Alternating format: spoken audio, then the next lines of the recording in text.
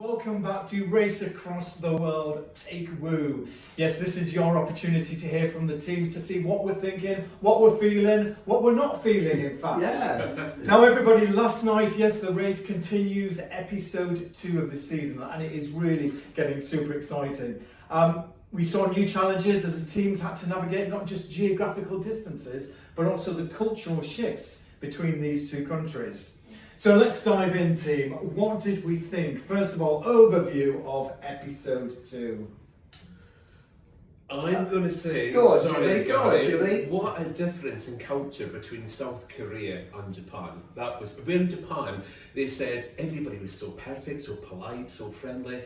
When you went to South Korea, it's a different culture. It's much more Western in South Korea. And I think they got quite a shock that the people in South Korea are lovely, but they're very different from what they are in Japan. Very different.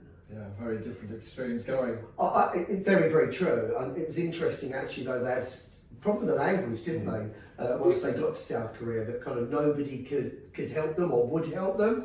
And I think it just goes to show, when you're in these countries that have different alphabets, just how difficult it can be if there is absolutely no understanding of what we expect, that slightest bit of English. I think it really demonstrated last night how difficult that can be for them. Now, all the teams are doing well, except Sharon and Brydie. They haven't made it to the checkpoint yet. What are they doing? They're still Dijon farming somewhere, collecting conkers, I think it was. Yeah. They're having a lovely time. They're having a holiday. I think it's great. They're not getting a lot of coverage though, compared to everybody else. They're not getting the TV coverage that everybody else seems to be getting. Do we think they're doing it right then? Have they got the right message? I think they need to be speeding it up a little bit. Yeah.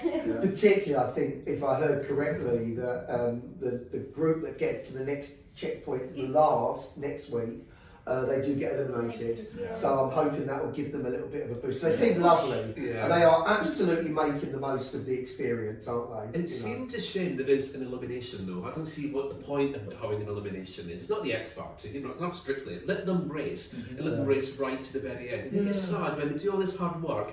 3 weeks into it, they said, no, that's it, bye-bye. Next flight to London Heathrow. It seems soon, doesn't it? It does seem soon. They should finish 5 teams. Yeah. Oh, it's going to create a bit of the edge of the seat stuff, though, isn't it? I mean, by 10 o'clock next Wednesday night, I'll be like... Now, guys, food last night, everyone, was hugely shown in the episode, which we absolutely loved. Kobe beef. Kobe beef. For free. He didn't get charged for it. Absolutely, brilliant. Super. It looked incredible, actually. That just shows the hospitality of the Japanese, though. They knew that they were struggling and they were willing. Absolutely. That's very nice. And we saw also Stephen and Viv enjoying the bimbap as well, the cooking as well, which I believe Wendy Wu Tours also, does a lot with cookery when you're on tour. What are some of your favourite food, guys, and what have you experienced when you've been across in destination? I mean, I love anything curry. I love anything spicy. Certainly for Japan, I think I'm teriyaki. Teriyaki sort of stir fry with rice. I absolutely love it. I think it's probably amongst my favourites. What do you think? Food not to miss? Yeah. In Japan, South Korea. Yeah. So Japan, I love the where I think it was in Hiroshima. They went to the place where they had the where is it? Eugenie and Isabel had to do the work. Oh yeah. And they missed lunchtime, and it was where they cook the hibachi, where they cook in front of you, and we didn't get to see it, but that is quite amazing to have in Japan. And they put all the egg and noodles, and the taste is just to die for. And just coming back to Wendy Wu Tours, obviously, a lot of parallels with Race Across the World, that customers on tour do experience these cooking classes and actually can recreate and get involved in actually making these foods. Oh, absolutely. Yeah. Many of our tours, that's the kind of experience that you would expect to go for. Yeah. Betty and James. Now their strategy. My Got some favourite. slightly different. You're still favouriting them, Jen? Yeah, my favourite. Aye. I like how they went to Shikoku instead of the other teams. They wanted to do something totally different, and the scenery in Shikoku.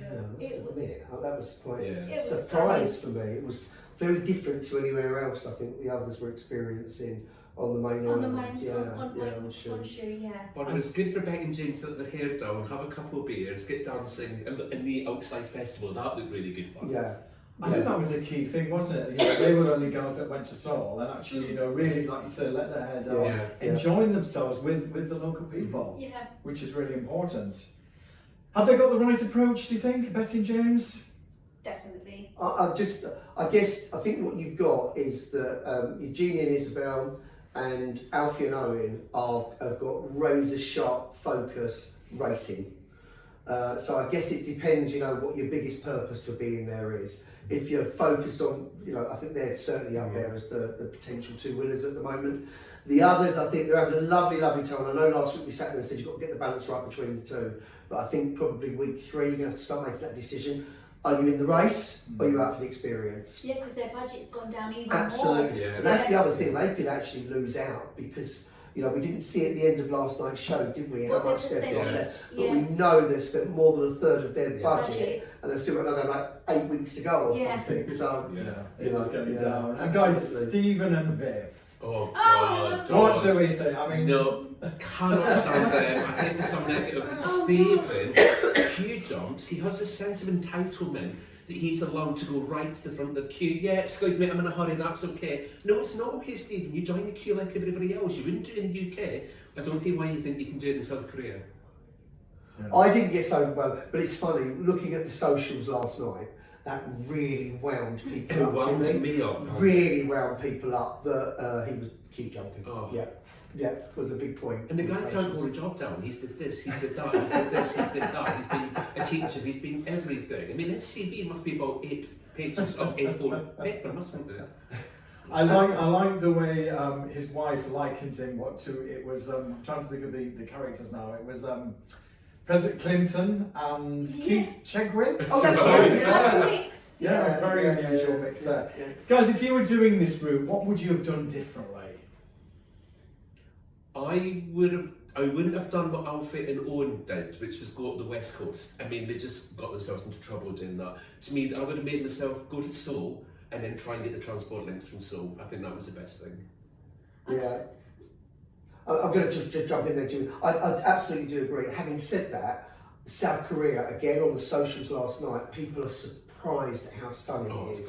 And particularly that coast. So again, it's getting the best of both, isn't it? Making sure that you get a little bit of zigzag on there to experience the city, but also that stunning coastline was like nothing I've seen before in Asia. So I think that is the brilliant thing about the show, just seeing the landscapes, and it's so different, like you say with South Korea, to what we hear about. Absolutely. You have preconceived just high tech.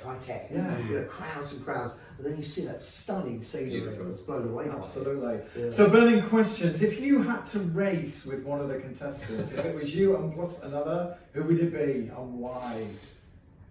Oh, I'm gonna go with James because he seems like a laugh. He's got his head screwed on.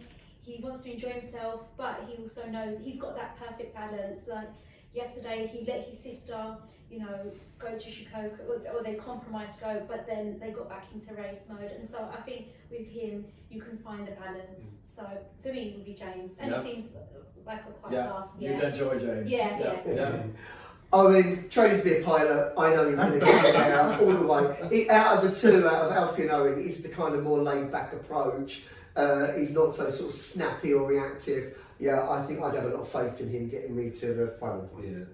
To me, there's a cash prize. It's a race. It's a jolly, but it is a race. And to me, the one who's really wanting to win the race and doing all the hard work is Isabel. I think she's the one who knows the structure. She's got it all planned out, where we're going, taking her mum with her. Her mum's acting like a 6-year-old petulant child, to be honest. That would say Isabel for me. Yeah, absolutely. So we're coming up to the race is getting very excited. We're going into episode 3. Any predictions on episode 3?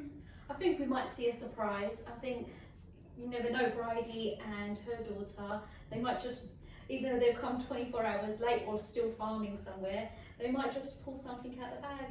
Yeah. Still Owen and Alfie for me. They've absolutely got that razor sharp focus. They'll get to that next checkpoint and they'll be certainly in the top 2. I was team Owen and Alfie, but now I'm team Isabel and Eugenie.